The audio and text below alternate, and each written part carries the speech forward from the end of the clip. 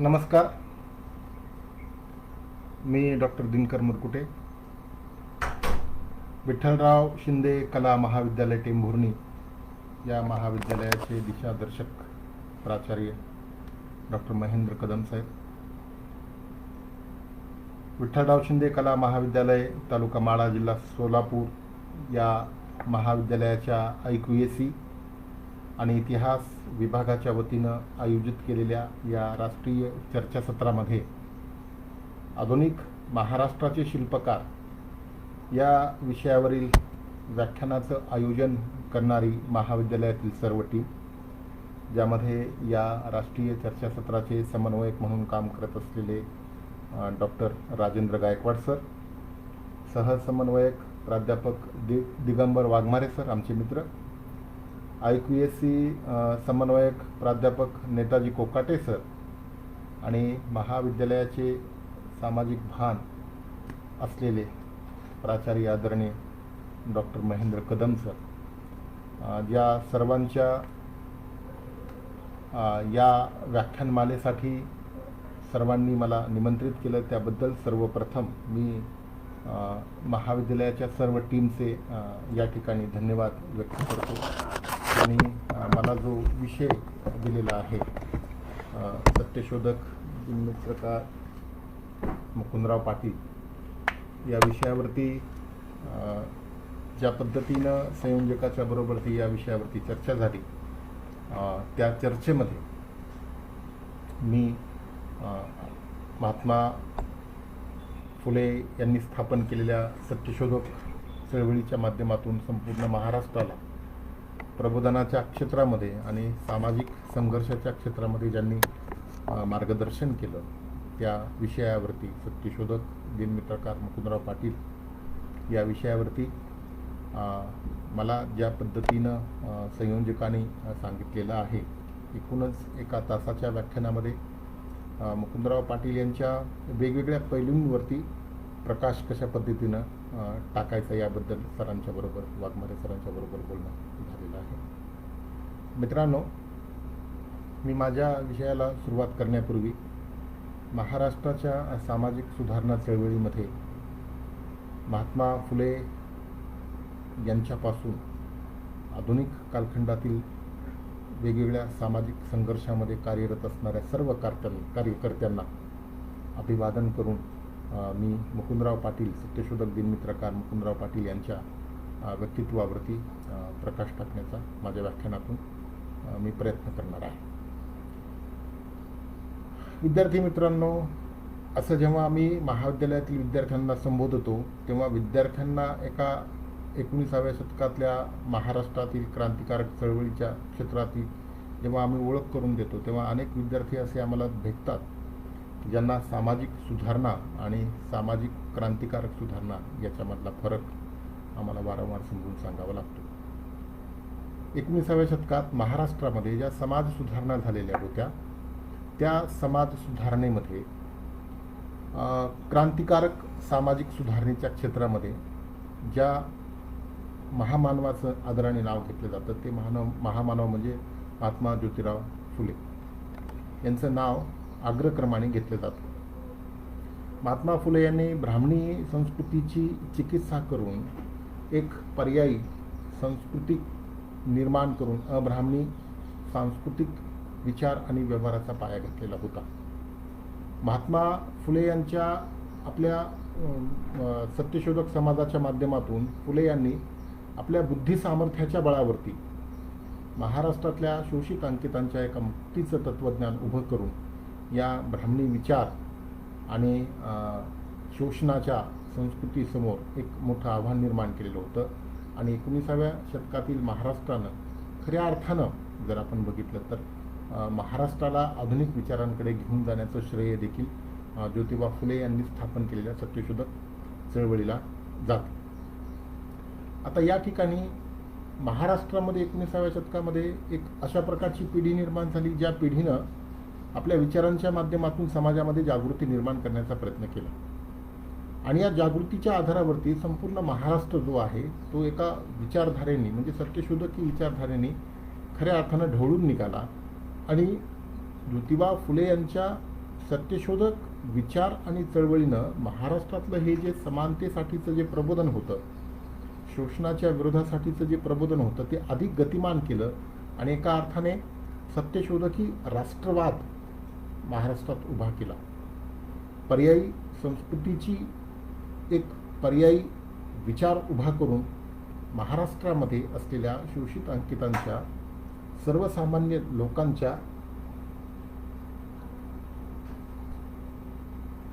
सर्वसामान्य लोकांच्या मुक्तीचं जे तत्वज्ञान आहे ते तत्वज्ञान उभं केलं. भारतीय समाज व्यवहारातील आणि संस्कृती व्यवहारात असलेलं हे जे ब्राह्मणी धर्माचं प्रभुत्व होतं ते उखडून काढण्याच्या उद्देशानं सत्यशोधक समाजाची स्थापना फुले यांनी केली आणि महाराष्ट्राच्या जडणघडणीमध्ये अत्यंत महत्त्वाची जी भूमिका आहे ती अत्यंत महत्त्वाची भूमिका निभावली.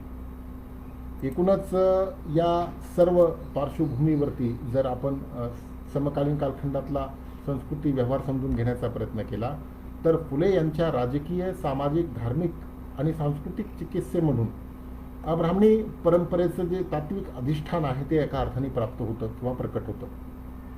फुले यांनी जाती व्यवस्था, ब्राह्मणशाही, सावकारशाही आणि ब्रिटिशांच्या नोकरशाहीची मूलगामी चिकित्सा केली. सत्यशोधक समाजाचा विचार ग्रामीण भागापर्यंत पोहोचवून सांस्कृतिक आणि सामाजिक क्षेत्रामध्ये समकालीन कालखंडातल्या जाती व्यवस्थेच्या विरोधात सत्यशोधक समाजाचा जो संघर्ष होता तो कार्यरत राहिला. फुले यांच्या पर्यायी संस्कृती निर्मितीला समकालीन कालखंडामध्ये म्हणजे 19व्या शतकामध्ये कृष्णराव भालेकर, गणपतराव पाटील, नारायण मेघाजी लोखंडे यांच्यासारख्या समकालीन कालखंडातल्या समाज क्रांतिकारकांनी प्रतिसाद दिला आणि हा प्रतिसाद असल्यामुळेच त्या कालखंडामधला जो सत्यशोधकी विचार होता तो सत्यशोधकी विचार सर्वसामान्य लोकांपर्यंत पोहोचू शकला. सत्यशोधक समाजाच्या स्थापनेच्या पूर्वी आपल्या देशामध्ये, भारतामध्ये अनेक प्रकारच्या सामाजिक संस्थांच्या माध्यमातून वेगवेगळ्या क्षेत्रातील सुधारणेचे प्रयत्न सुरू झालेले होते.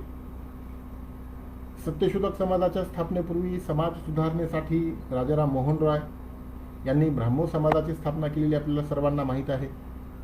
धार्मिक सुधारणा, सतीप्रथा बंदी, विवाह बंदी यासारख्या सुधारणांचा आग्रह त्या कालखंडामध्ये धरलेला होता. तर स्वामी दयानंद सरस्वती यांनी आर्य समाजाची स्थापना करून कर्मकांड, धर्मशुद्धी, धर्मांतर, विरोध यासारख्या गोष्टींना प्राधान्य देऊन समकालीन कालखंडामध्ये समाज सुधारणेचा प्रयत्न केलेला होता.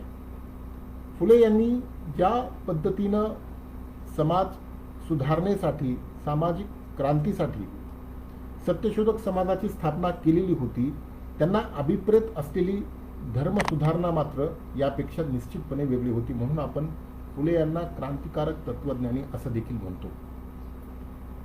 फुले यांनी समकालीन कालखंडामध्ये प्राचीन कालखंडापासून अस्तित्वात आलेल्या सर्व धर्मग्रंथावरती हल्ला चढवला. इतर सुधारकांनी शेती आणि शेतकऱ्यांच्या प्रश्नावरती भाष्य केलेलं नव्हतं, पण फुले यांनी शेती आणि शेतकऱ्यांचे प्रश्न जे होते ते प्रामुख्याने मांडले. समाज परिवर्तनासाठी एका नवीन संस्थेच्या स्थापनेवरती भर दिला आणि तोच सत्यशोधक समाज होय. 24 सप्टेंबर 1873 रोजी पुणे या ठिकाणी सत्यशोधक समाजाची स्थापना झाली आणि या सत्यशोधक समाजाच्या स्थापनेच्या माध्यमातून एक नवीन पर्यायी विचार जो होता तो पर्यायी विचार फुले यांच्या रूपाने संपूर्ण महाराष्ट्रामध्ये नव्हे संपूर्ण देशामध्ये आपली चळवळ निर्माण करून, संघटित करून आपला संदेश जो आहे त्या समाज सुधारणेसाठीचा, समाज बदलासाठीचा संदेश सर्व ठिकाणी पोचवावा अशा ध्येयानं फुले यांनी सत्यशोधक समाज नावाची एक संस्था स्थापन केली आणि ही संस्था महाराष्ट्रव्यापी अशा समाज सुधारणेच्या क्रांतिकारक बदलासाठी स्थापन झालेली ही पहिली चळवळ होती सत्यशोधक समाज. फुले यांच्या सत्यशोधकी विचाराने समकालीन कालखंडातील ब्राह्मणी धर्माची चिकित्सा केली. भारतीय समाज व्यवहार, संस्कृती व्यवहारामध्ये असलेल्या ब्राह्मणी धर्माचं प्रभुत्व उखडून काढण्याच्या उद्देशानं फुले यांनी ब्राह्मणी धर्माची चिकित्सा केलेली होती. वेद प्रामाण्य, ब्राह्मण वर्चस्व या वर्णजाती संघटनेच्या प्रमुख तत्वाचा त्यांनी त्याग केला. जाती व्यवस्थेचा उच्छेद करणारा युक्तिवाद पुढे आणून त्या प्रकाशामध्ये ब्राह्मणी धर्माचं फुले यांनी खंडन देखील केलं. शेतकऱ्याच्या दास्यमुक्तीसाठीचा लढा उभा केला. शेतकरी जो अज्ञानी आहे, ज्याच्या धर्मभोळेपणामुळे आणि गुलामीच्या त्याच्या प्रवृत्तीमुळे शेतकरी हा ब्राह्मणी शोषण यंत्रणेचं एका अर्थाने सोपं सावज बनतो. अज्ञानामुळे या आत्मस्थितीचं त्याला ज्ञान होत नाही. आपल्यावरील होत असलेला अन्यायाचा प्रतिकार करण्याची त्याला जाण येत नाही. आणि अशा परिस्थितीमध्ये जर शेतकऱ्याने विद्या संपादन केली तर त्याच्या मुक्तीचा मार्ग आपोआप खुला होऊ शकतो, असं फुले यांचं प्रतिपादन होतं. केवळ शेतकऱ्याच्या मुक्तीचं तत्वज्ञान नाही, शेतकऱ्याच्या दास्यमुक्तीसाठी लढा नाही, तर धार्मिक शोषणाच्या विरोधातलं कार्य देखील फुले यांनी गतिमान केलं. शेतकऱ्याचा असूड, ब्राह्मणांचं कसब या पुस्तकांमधून शेतकऱ्यांचं धार्मिक शोषण कशा पद्धतीनं होतं याचं फुले यांनी सविस्तर विवेचन केलं. आणि या विवेचनातून शेतकऱ्याला धार्मिक शोषणापासून वंचित ब्राह्मणी व्यवस्था जी होती या शेतकऱ्यांना धार्मिक शोषणापासून फुले यांनी शेतकऱ्याचा बचाव करण्याचा प्रयत्न केला. शेतकऱ्याच्या सांस्कृतिक मुक्तीचं काम करत असताना धार्मिक शोषणाच्या पाठीमागे ज्या पद्धतीनं शेतकऱ्याचं अज्ञान आहे आणि या अज्ञानामधून गुलामगिरी येते असं फुले यांना वाटतं. तर हे अज्ञान काय येतं तर विद्याबंदीमुळे येतं. आणि ज्ञान घेण्याचा उपदेश फुले शेतकऱ्याच्या असूड या ग्रंथाच्या प्रस्तावनेमध्ये सुरुवातीला करतात.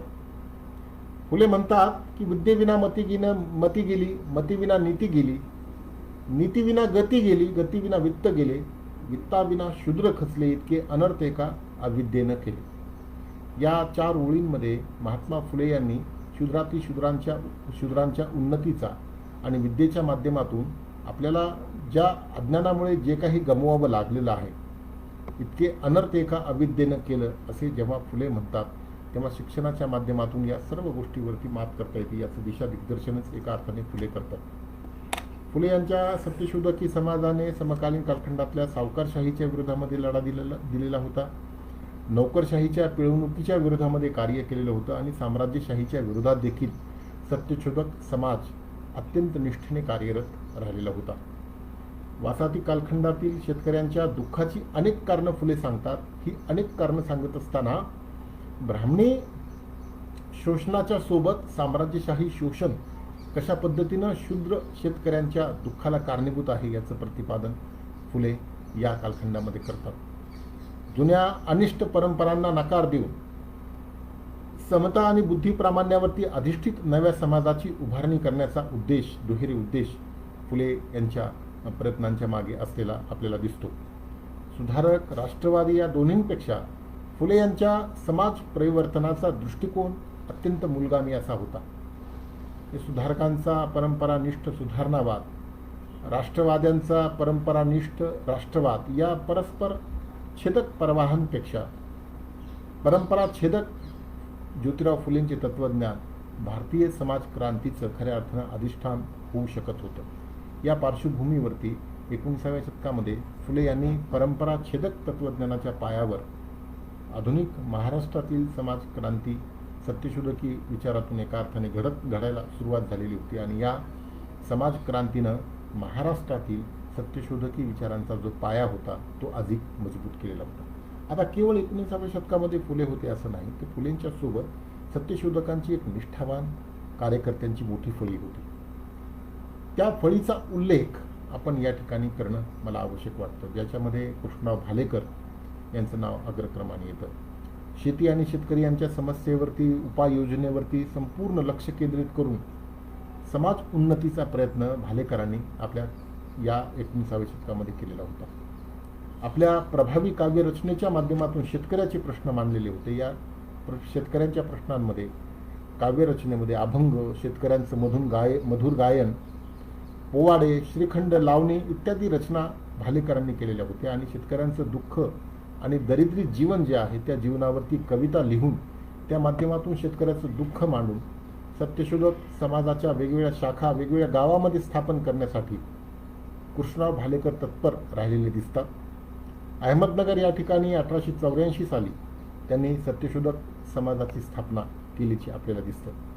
वेगवेगळ्या प्रकारचं लिखाण करून कृष्णराव भालेकर यांनी मार्गदर्शक, शिक्षक, उपदेशकाची भूमिका जी आहे ती उपदेशकाची भूमिका या कालखंडामध्ये त्यांची राहिलेली आपल्याला दिसते. समाजामध्ये असलेले शकून, अहितकारक, दुष्ट, विधायक बाबी नष्ट करण्यासाठी समाज जागृतीचं काम आपल्या काव्यलेखनातून भालेकरांनी केलेलं दिसतं. या सगळ्या पार्श्वभूमीवरती सत्यशोधक चळवळीचा पहिला टप्पा आपल्याला अभ्यासता येतो. एका अर्थानं सत्यशोधक ही एक चळवळ कोणत्याही प्रकारच्या एखाद्या व्यक्तीच्या सामर्थ्यावरती वाढू शकत नाही असं आपल्याला दिसतं. म्हणून फुले यांच्याबरोबर ती अनेक कार्यकर्त्यांची पिढी तुम्हाला मी आता सांगितलं त्या पद्धतीनं कार्यरत होती. रामय्या व्यंकय्या अय्यावारू, कृष्णराव भालेकर, नारायण मेघाजी लोखंडे, डॉक्टर विश्राम घोले, पंडित धोंडीराम नामदेव कुंभार, ज्ञानगिरी बुवा यासारखे अत्यंत निष्ठेनं काम करणारे कार्यकर्ते या कालखंडामध्ये फुले यांच्या कार्याचा आणि विचारांचा, मांडलेल्या विचारांचा प्रचार आणि प्रसार या कालखंडामध्ये करत होते. यामध्ये कृष्णराव भालेकर यांचे जनक पिता म्हणून जे ओळखले जातात ते मुकुंदराव पाटील, ज्यांचे गणपतराव पाटील हे दत्तक पिता होते. 1910च्या नंतर या चळवळीनं पुन्हा एकदा नवीन रूप धारण केलं. दुसऱ्या टप्प्यामध्ये बहुजन समाजाचे महान नेते ज्योतिराव फुले यांच्यानंतर राजर्षी छत्रपती शाहू महाराज यांचा आपल्याला उल्लेख करावा लागतो. छत्रपती शाहू महाराज प्रजाहितदक्ष राजे होते. त्यांनी आपल्या सत्तेचा वापर लोककल्याण हा हेतू समोर ठेवून केलेला होता.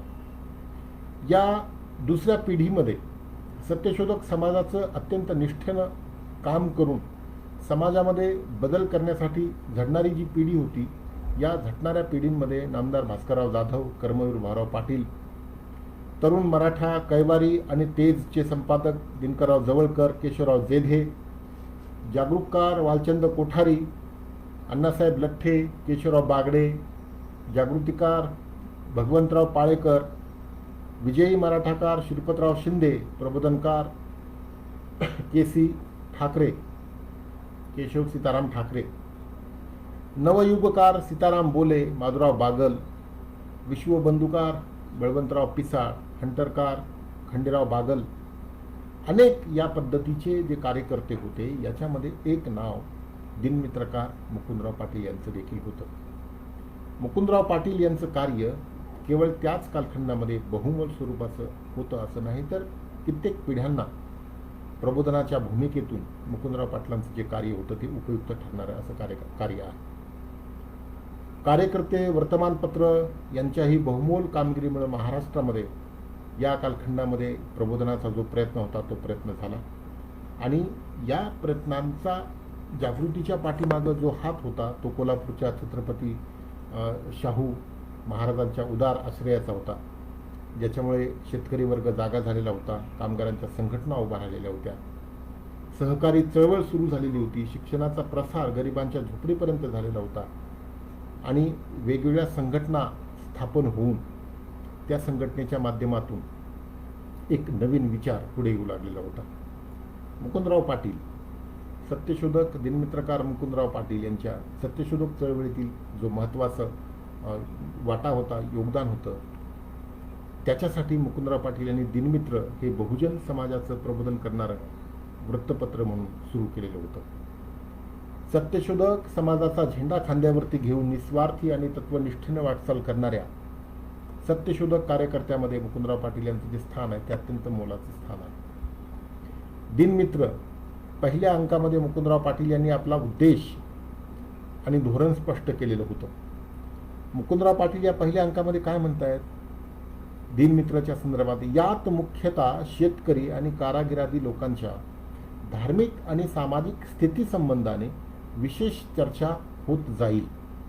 कारण शेतकरी कारागिरी सुधारण्यास शेतकरी व कारागिरच सुधारले पाहिजेत असे दिनमित्राचं पूर्वीपासूनचं दृढ मत आहे. म्हणजे शेतात उत्तम पीक येण्यास ज्याप्रमाणे ते नांगरून, तण वेचून व अनेक प्रकारचे अनुभवी खत घालून कमवावे लागते, त्याप्रमाणे शेतकऱ्याची सुधारणा करण्यास त्याच्या विद्यारूपी नांगर त्याच्यावरती विद्यारूपी नांगर फिरवून वेडगळ चालीरीतीरूपी तण वेचून आणि थोर पुरुषांनी व सरकारने अत्यंत परिश्रमाने तयार केलेली सुधारणारूपी खते घालून रात्रंदिवस मेहनत केल्याशिवाय शेतकरी सुधारणार नाहीत अशी दिनमित्राची उत्कट इच्छा आहे.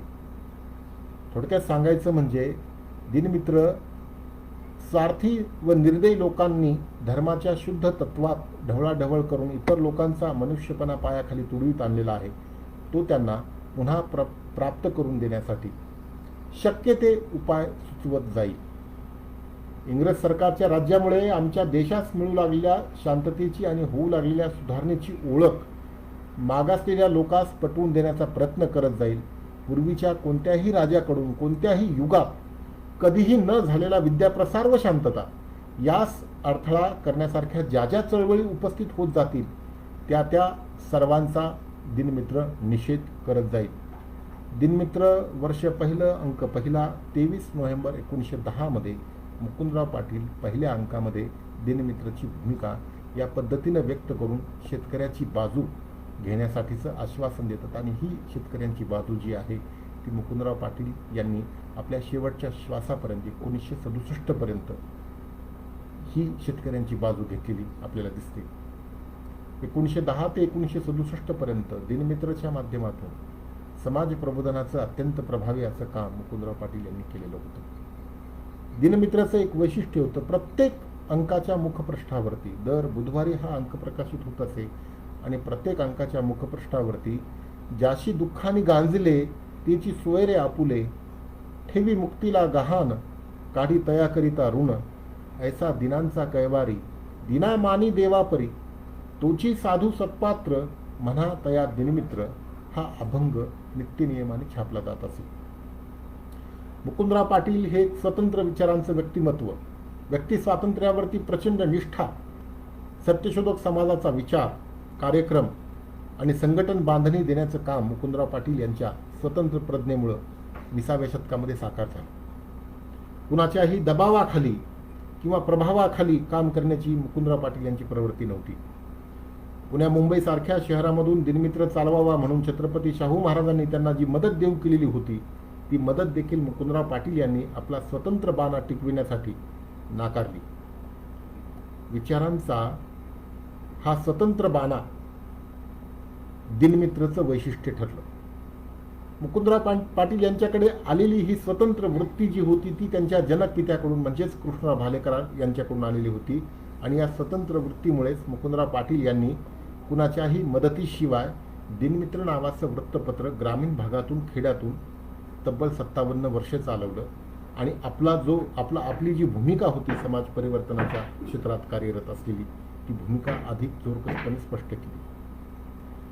एका अर्थानं भालेकर यांचं प्रतिबिंब मुकुंदराव पाटील यांच्यामध्ये दिसतं. मुकुंदराव ज्या पद्धतीनं सातत्यानं टोकदारपणे इथल्या ब्राह्मणी व्यवस्थेवरती हल्ला करतात आणि या ब्राह्मणी व्यवस्थेवरती हल्ला करत असताना आपल्याला असं म्हणता येतं की सत्यशोधक दिनमित्रकार मुकुंदराव पाटील यांनी महाराष्ट्राच्या सर्व क्षेत्रामध्ये सामाजिक, धार्मिक, सांस्कृतिक क्षेत्रामध्ये एका अर्थानं दिशा दिग्दर्शनाचीच भूमिका बजावली. मुकुंदराव पाटील यांच्या प्रबोधनामुळं शेतकरी शोषणाच्या विरोधामध्ये बंड उभा राहू शकला. शेतकऱ्यांनी सावकारशाही, कुलकर्णी आणि इतरांकडून होणाऱ्या लुटीपासून स्वतःचा बचाव करण्याची भूमिका घेतली आणि या भूमिकेच्या माध्यमातून समकालीन कालखंडातले जे प्रश्न होते ते प्रश्न देखील प्रबोधनाच्या माध्यमातून सोडविण्याचा एक प्रभावी प्रयत्न महाराष्ट्रातील वेगवेगळ्या समूहातील शोषित अंकितांकडून झाला. मुकुंदराव पाटील यांनी जुन्या रूढी, प्रथा, परंपरा यांच्या विरुद्ध केवळ आवाज उठवला असं नाही तर पुरोहितशाहीच्या विरोधामध्ये जनजागृती सुद्धा केली. आधुनिक तंत्रज्ञान समाजामध्ये रुजवणं, कर्मकांडाच्या विरुद्ध जनजागृती करणं, गोरगरिबांवरती होत असलेला अत्याचार त्याला तोंड देणं, सर्वांना समान हक्क, न्याय मिळवून देण्यासाठीचा प्रयत्न करणं, जगामध्ये एकच ईश्वर आहे आणि त्याच्या आराधनेसाठी मध्यस्थाची गरज नाही हे पटवणं, जुन्या धार्मिक ग्रंथामध्ये असलेला खोटेपणा उघडकीला आणणं, सत्यशोधक समाजाची तत्व समाजामध्ये रुजवणं, अशा अनेक पातळ्यांवरती भूमिका स्पष्टपणे पुढे आणलेली होती. अशा अनेक अनिष्ट घटकांच्या विरुद्ध काम करत असताना समाजाला जागृत करणं हे काम अत्यंत पोट तिडकीनं मुकुंदराव पाटील यांनी केलेलं होतं. मुकुंदराव पाटील यांच्या तत्कालीन रूढी परंपरावरती केवळ हल्लाच केला असं नाही, तर त्याचबरोबर राजकीय, सामाजिक, धार्मिक, सांस्कृतिक चळवळीवरती वेळोवेळी भाष्य केलं, जे त्या कालखंडातल्या सत्यशोधक चळवळीला, विचाराला बाधक ठरेल अशा बाबींचा अत्यंत खरपूस असा समाचार मुकुंदराव पाटील यांनी घेतला. आता या सगळ्याच बाबींचा या ठिकाणी वेळेच्या अभावामध्ये आपल्याला उल्लेख करता येणार नाही, त्याचा स्पष्ट उल्लेख करणं मला वाटतं गरजेचं आहे. जातीयता, विषमता नष्ट करण्याचा उन्नत असलेला ध्येयवाद बाळगून मुकुंदराव पाटील एका अर्थानं जाती विरोधाला व्यावहारिक दिशा देण्याचा त्यांनी प्रयत्न केला. शोषण शासनाच्या सामाजिक रचनेमध्ये जात जाणीवेला उभे करून जाती उन्नतीच्या द्वारे जाती विरोधाची चळवळ करण्याची त्यांची भूमिका असलेली आपल्याला दिसते. आमच्या प्रौढ विद्यार्थ्यांची आजची कर्तव्ये या लेखामध्ये जाती व्यवस्थेतील उच्च नीचतेमधील कुटेपणा व भ्रामकता बहुजन विद्यार्थ्यांना त्यांनी स्पष्ट करून सांगितली. स्वजातीच्या हीनतेचा न्यूनगंड बाळगून विद्यार्थ्यांनी दुःखी कष्टी होऊ नये असं त्यांनी आग्रहानं सांगितलं. श्रमप्रतिष्ठेच्या मूल्याची प्रस्थापना करून जाती व्यवस्थेनं निर्धारित केलेल्या व्यवसायाच्या हीनतेचा व अशुद्धतेचा तर्क त्यांनी खोडून काढला. निम्न जातींनी आपले हीन व्यवसाय व अस्वच्छता त्या गेल्यावर त्यांनी समता व सन्मान मिळेल या ब्राह्मणी आश्वासनामधील लबाडी त्यांनी सोदाहरण स्पष्ट केली. मिशनऱ्यांसारखी मानवतेची व परोपकाराची भावना बाळगून स्वजातीच्या व जाती शोषणाचा आणि दमनाचा अनुभव घेणाऱ्या अन्य श्रमिक जातींच्या उद्धारासाठी सातत्यानं झटावं असा उद्देश मुकुंदराव पाटील यांनी केला. मुकुंदराव पाटील यांच्या जाती उन्नतीचा मार्ग स्वजातीपुरतं पाहणारा किंवा जाती अस्मितेचे दंभ पोसणारा नव्हता, तर जाती व्यवस्थेचं जातीनुसार शोषण जे भिन्न भिन्न पद्धतीनं आहे अशा शोषण शासनाच्या समस्येचा वेध घेऊन सुधार घडवून आणणारा मुकुंदराव पाटील यांचा विचार होता. प्रभुत्वशाली ब्राह्मणी विचारसरणीचं स्वरूप, त्यातील अनुनय तंत्र यांचं मुकुंदराव पाटील यांना भान असलेलं आपल्याला दिसतं. ब्राह्मणी प्रभुत्वाचा समर्थपणे प्रतिकार करण्याचं विचार सामर्थ्य त्यांच्या दिनमित्र नावाच्या वृत्तपत्रातील अग्रलेखामध्ये ठाई ठाई आढळतं. म्हणजे प्रभुत्वशाली ब्राह्मणी विचारसरणीचं स्वरूप स्पष्ट करून त्यातील बहुजनांच्या प्रबोधनाची भूमिका मुकुंदराव पाटील यांनी घेतलेली होती. शोषण आणि विषमतेच्या ब्राह्मणी व्यवस्थेला हादरा देणारं जातीविरोधी प्रबोधन करण्याचं सत्यशोधक समाजाचं कार्य मुकुंदराव पाटील यांनी निष्ठेनं स्वीकारलेलं होतं आणि सत्यशोधक समाजाच्या जातीभेद, धर्मभेद, पंथभेद नाकारणारा, समतेचा आणि मानवतेच्या आधारावरचा पर्याय देणारा सत्यशोधक समाज असल्याचं, त्याच्यामुळे या सत्यशोधक समाजामध्ये कोणत्याही एका जातीच्या हितसंबंधाचा विचार होत नाही किंवा कोणत्याही एका जातीला त्यामध्ये महत्त्व कधीही लाभत नाही, हे निक्षून मुकुंदराव पाटील यांनी सांगितलेलं होतं. काय म्हणतात मुकुंदराव पाटील? अहो तुम्ही खेड्यातले शेतकरी कारागिरादी जन हो. सत्यशोधक समाज हा काही कोणा एका पक्षाची बाजू धरण्यासाठी अवतरला नाही. पक्षभेद, वर्णभेद व समाजाचा मुळीच संबंध नाही. सत्यशोधक समाज हा ज्ञानसूर्य आहे. ज्याप्रमाणे सूर्याचे उगवणे कोणा एका जातीच्या अथवा पंथाच्या हितासाठी नसते, तद्वतच समाजाचे उद्देश कोणा एका पक्षाच्याच बाजूचे असतात असं निश्चितपणे नाही. ज्याप्रमाणे ढग कोणा एका गावाच्या शिवेवरती पडण्यासाठी येत नाहीत, त्याप्रमाणे समाजाचा बोधी रूपी वर्षावही कोणा नेमक्या माणसाच्याच कानावरती आदळण्यासाठी तयार झालेला नसतो.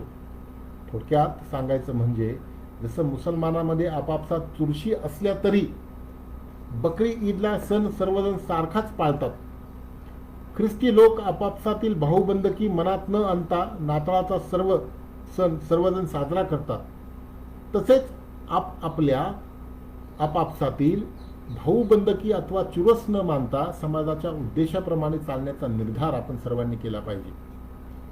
उदात्त हेतू एकदा समजला म्हणजे आपापसातील चुरसी, भाऊबंदकी वगैरे विचार किती कोते आहेत हे आपल्याला दिसायला लागतं आणि आपण एकमय होऊन जातो. ब्राह्मणी कर्मकांडामध्ये शुद्धी अशुद्धी तत्वाच्या आधारावरती जाती व्यवस्थेची जी उतरंड उभी राहिलेली होती, दुसऱ्याला शिव न देण्यातून येणाऱ्या शुद्धीवर वा सोवळेपणावरती जातीची प्रतिष्ठा किंवा श्रेष्ठता ठरत होती. तर शिवण्यास अयोग्य ठरण्यावर किंवा ओवळेपणावरती जातीची हीनता व तुच्छता ठरत होती. फुले यांची परंपरा कशा पद्धतीनं भालेकर यांनी चालवून सोळे ओवळेपणाच्या बंडावरती कठोराघात केलेला होता, त्याचीच पुनरावृत्ती मुकुंदराव पाटील आपल्या अग्रलेखातून करतात. भालेकर यांचे विचार दिनमित्रची विचारधारा बनवणाऱ्या मुकुंदराव पाटील यांनी अस्पृश्यतेच्या खंडनाचा देखील जोरदार युक्तिवाद आपल्या आयुष्यभर निष्ठेनं केला. सत्यशोधक चळवळ जी होती त्या सत्यशोधक चळवळीने विचाराने सांस्कृतिक प्रश्न, अंधश्रद्धा, जातीय लढा, स्त्रियांचा छळ या गोष्टी हातात घेऊन त्या गोष्टींच्या माध्यमातून कशा पद्धतीनं ब्राह्मणी शोषण होतं याचं विश्लेषण केलेलं होतं. आर्थिक बाबींचा यामध्ये देखील सुरुवातीपासून अंतर्भाव होता. गुलामगिरी नावाच्या ग्रंथामध्ये महात्मा ज्योतिराव फुले यांनी जातीय श्रेष्ठतेवरती तासरे ओढले. शेतकऱ्याच्या असूडमध्ये त्यांनी धर्मगुरू आणि ब्रिटिश अधिकाऱ्यांकडून शेतकऱ्याचा होणारा छळ याविषयी मांडणी केली. मुकुंदराव पाटील यांनी देखील ही परंपरा पुढे चालू ठेवली. दिनमित्राच्या माध्यमातून त्यांनी ब्राह्मणशाहीला आव्हान दिलं. कित्येक छोट्या छोट्या पुस्तिका त्यांनी संभाषण स्वरूपामध्ये लिहिल्या, ज्या सर्वसामान्यांना समजू शकतील. फुले यांच्याप्रमाणे मुकुंदराव पाटील यांनी आर्थिक, सामाजिक, राजकीय सर्व स्तरावरती संस्कृतीची चिकित्सा, ब्राह्मणी संस्कृतीची चिकित्सा केली आणि त्याच्या आपल्या लेखणीतून, भाषणातून ब्राह्मणी संस्कृतीच्या ठिकऱ्या उडवल्या.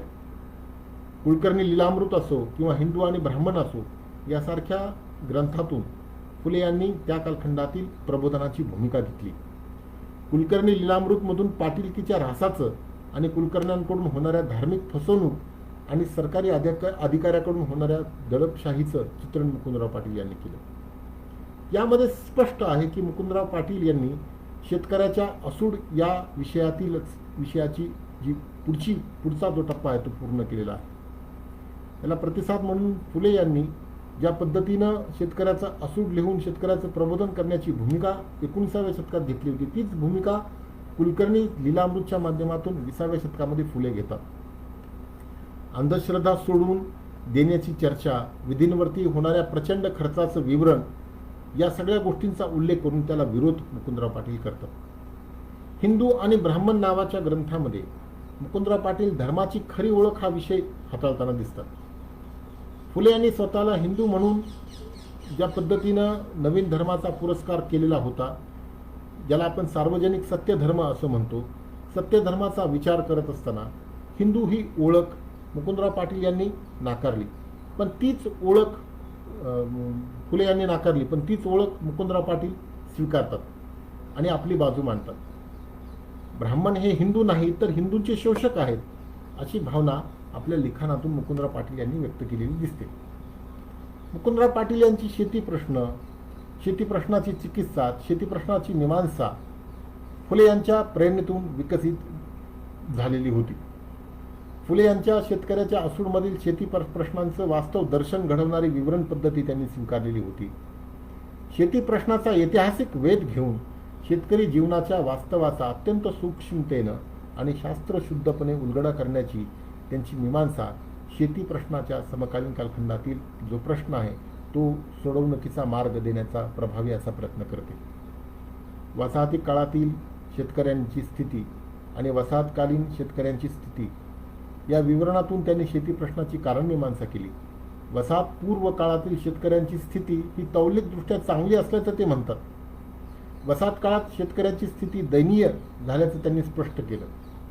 मुकुंदराव पाटील हे केवळ पुरोगामी विचारवंत आणि लेखक नव्हते, तर त्या अनुषंगाने प्रत्यक्ष कृती करून त्यांनी अनेक सामाजिक कार्यकर्त्यांना प्रेरणा देऊन सामाजिक कार्यासाठी निष्ठापूर्वक संघटित केलेले कार्यकर्ते होते. जाती धर्माच्या पारंपरिक वर्चस्वाला जुगारून देऊन सर्व मानवांसाठी आपलं आयुष्य त्यांनी झिजवलेलं दिसतं. त्याचा एक भाग म्हणून त्या काळातील ब्राह्मणी वर्चस्वाविरुद्ध भूमिका घेऊन लोकप्रबोधन सुरू एका अर्थाने त्यांनी केलेलं होतं. आयुष्यभर दिनमित्र साप्ताहिकाच्या माध्यमातून पुरोगामी सुधारणावादी चळवळीला त्यांनी प्रेरणा दिलेली होती आणि स्वतः क्रियाशील राहून नेतृत्व देखील केलेलं होतं. आधुनिक महाराष्ट्राच्या सामाजिक समतेचा व आर्थिक प्रगतीचा पाया बळकट करून त्यांनी प्रतिकूल परिस्थितीवर सोबत शेवटपर्यंत संघर्ष त्यांना करावा लागला. वस्तुतः मुकुंदराव पाटील यांनी 20व्या शतकाच्या सुरुवातीच्या काळात खऱ्या अर्थानं जे येऊ घातलेलं स्वातंत्र्य कसं असेल, कुणासाठी असेल, याच्याकडे सर्वांचं लक्ष वेधलेलं होतं. बहुसंख्य कार्यकर्ते, नेते मंडळी केवळ राजकीय स्वातंत्र्य प्राप्तीसाठी प्रयत्नशील राहिलेले आपल्याला दिसतात. आपल्या देशाला स्वातंत्र्य मिळालं, पण सामाजिक आणि आर्थिक स्वातंत्र्य आणि समतेच्या प्रश्नांकडे मात्र कायम दुर्लक्ष होत राहील, अशा प्रकारचं भाकीत मुकुंदराव पाटील यांनी केलेलं होतं. स्वातंत्र्याच्या पूर्वी आणि स्वातंत्र्याच्या काळात मुकुंदराव पाटील जे लिहित आहेत, त्या लिहित असताना सामाजिक आणि आर्थिक स्वातंत्र्य हे महत्त्वाचे प्रश्न आहेत, असं मुकुंदराव पाटील सातत्याने सांगतात. शेतकऱ्यांचा जीवन उद्धार हाच आपल्या जीवनाचा उद्देश आहे, असंही ते म्हणतात. शेतकऱ्यांचा कैवार घेऊन त्यांनी आपली लेखणी चालवली.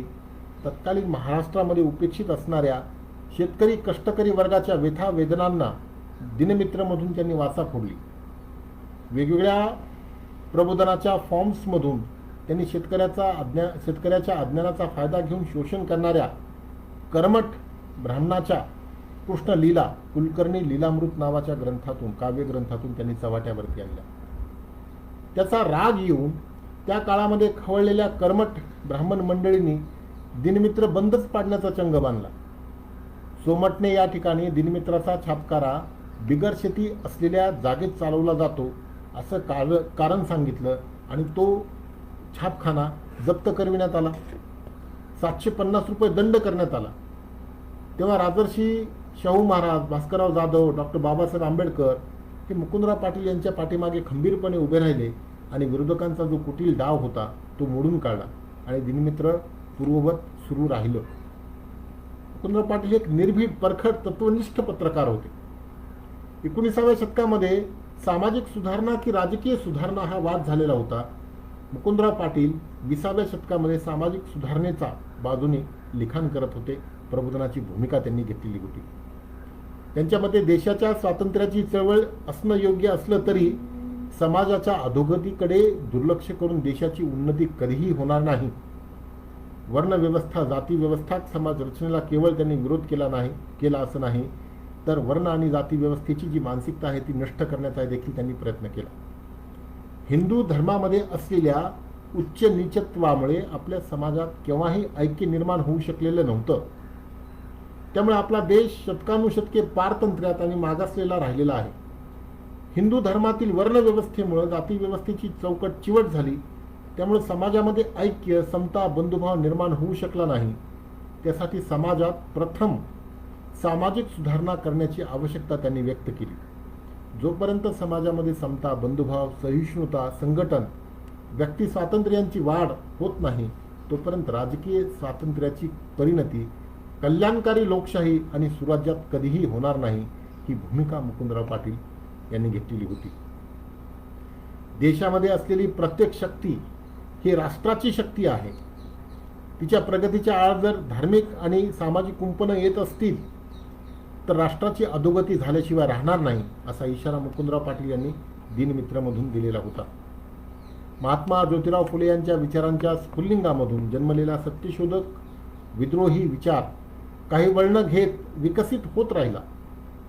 फुले यांच्या काळातच त्यांचे सहकारी असलेल्या भालेकर यांनी संत चळवळीचा तात्विक आणि सांस्कृतिक वारसा जपणारा शेतकरी केंद्री विश्व दृष्टिकोन मध्यवर्ती बनवून सत्यशोधक विचारांची एक वेगळी विचारधारा उभी केलेली होती आणि तीच विचारधारा म्हणजे दिनमित्रचं तत्वज्ञान बनलेली होती.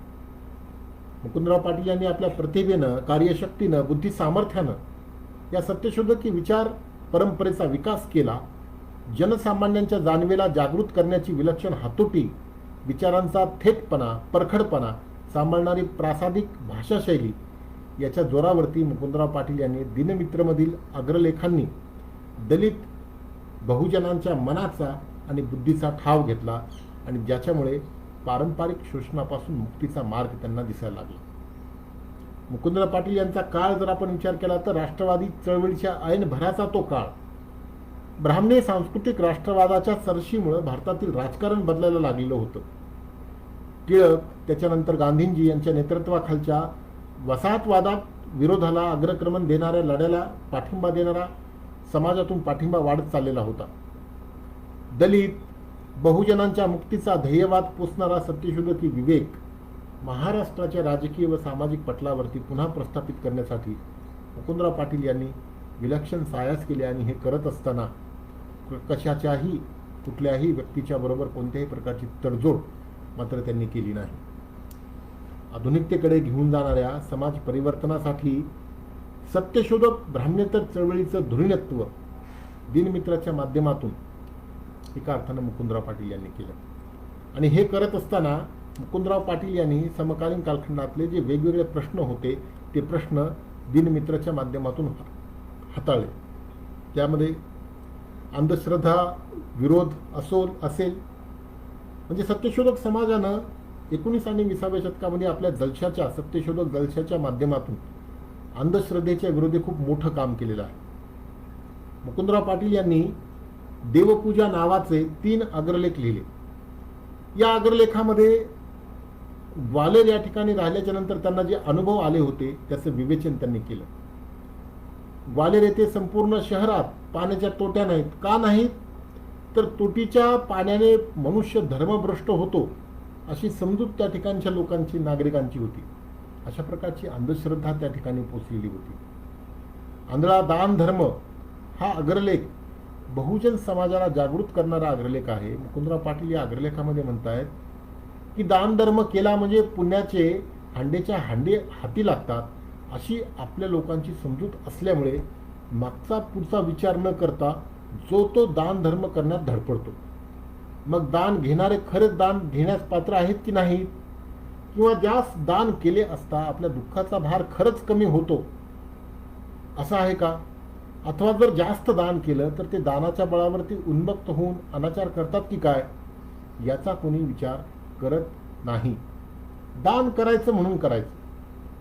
हजारो वर्षापासून कोट्यावधी रुपयाचं दान सदळ हातानं करत आले असूनही त्यांच्या घरादारात दुःख दारिद्र्याची जी बुजबुज झाली आहे ती पुष्कळशी कमी होईल. पण हे केव्हा होईल? जेव्हा डोळे झाकून दान करण्याची वाईट चाल आपले लोक सोडून देतील तेव्हा. दारिद्र्य दूर करण्यासाठी, दारिद्र्य जर आपल्याला दूर करायचं असेल तर दारिद्र्य दूर करण्यासाठी वाईट चाल सोडण्याची आवश्यकता मुकुंदराव पाटील सांगतात. यासारखे अग्रलेख लिहून उदाहरणार्थ त्यांनी गाय तोंडे ठग आणि गोरक्षण या संदर्भामध्ये शेतकऱ्यांची पुरोहितांची कशी लूट केली आहे या विषयावरती भाष्य केलं. हे गाय तोंडे ठग या अग्रलेखामध्ये मुकुंदराव पाटील म्हणतात, भोळ्या बाबड्या लोकांमध्ये गोब्राह्मण ही जोड देवता अगदी पूज्य होऊन बसलेली आहे. शेळ्या मेंढ्या व इतर मनुष्य यांच्या संरक्षणासाठी देवाने अवतार घेतले नाहीत. मग हे प्राणी निरुपयोगी आहेत काय? याचा खुलासा एकाही पुराणात सापडत नाही. देवाला सगळे सारखे. मग त्या गोब्राह्मणांचा पुळका का? गायीचं रक्षण करण्यासाठी देवानं अवतार का घेतला? या प्रश्नाचं गूढ तसंच राहतं. गाय दूध देते, तूप देते, म्हणून त्याचं रक्षण करणं देवास आवडतं. पण हे ब्राह्मण हे देवास काय देत होते? ब्राह्मण आपले ब्रह्मज्ञान देवास शिकवित म्हणावे तर देव मूर्ख ठरतो. नुसते गोब्राह्मणाचे रक्षण झाले म्हणजे मनुष्य सुखात राहतात असं म्हणणं हे मूर्खपणाचं ठरेल. अलीकडे गोरक्षणाच्या पांघरुणाखाली काही ठिकाणी फसवेगिरी चाललेली आहे. तेव्हा अशा लोकांच्या तडाख्यात न सापडण्याची भाविक लोकांनी खबरदारी घेतली पाहिजे. दिसायला आणि भासायला एखादा गायतोंड्या ठग अगदी गरीब दिसला तरी तो करणीला ठकच असणार हे लक्षात ठेवलं पाहिजे. गायीचं रक्षण करताना आपल्या गोमुखी लांडग्यांचं पोषण करतो इकडेही लक्ष दिलं पाहिजे. अशा विचारातून मुकुंदराव पाटील समकालीन कालखंडातील अंधश्रद्धा दूर करण्याचा प्रभावी असा प्रयत्न करत होते. आता कुठल्याही प्रकारची अंधश्रद्धा दूर करण्यासाठी धर्मचिकित्सा करावी लागते. मुकुंदराव पाटील सत्यशोधक होते. परंपरेत आलेल्या धर्मावरती त्यांनी कडाडून हल्ला चालवला आणि धर्मचिकित्सा देखील त्यांनी केली. धर्म हा मनुष्याच्या उत्कर्षाप्रमाणे उत्कर्ष पावत जाणारा असतो. तो सदैव संक्रमणावस्थेत असतो. नदीतल्या वाहत्या पाण्याप्रमाणे तो प्रवाही असतो. त्याचा ओघ अडवून त्याची डबकी निर्माण करणं हे धर्मबुद्धीस घातक आहे असा इशारा मुकुंदराव पाटील यांनी दिलेला आहे. हिंदू धर्माला आलेलं साचलेपण त्यांनी कधीही मान्य केलं नाही. आणि हे साचलेपण म्हणजे धर्म हा समाजाला गतिमान बनविणारा असावा. स्थितिशीलता जी आहे त्या स्थितिशीलतेचे ते नव्हते, तर ते गतिशीलतेच्या बाजूचे होते. इतिहास, वास्तवातील घटना यांच्या या द्वंद्वात्मक संघर्षातून नवसंस्कृतीची पुनर्निर्मिती होत असते.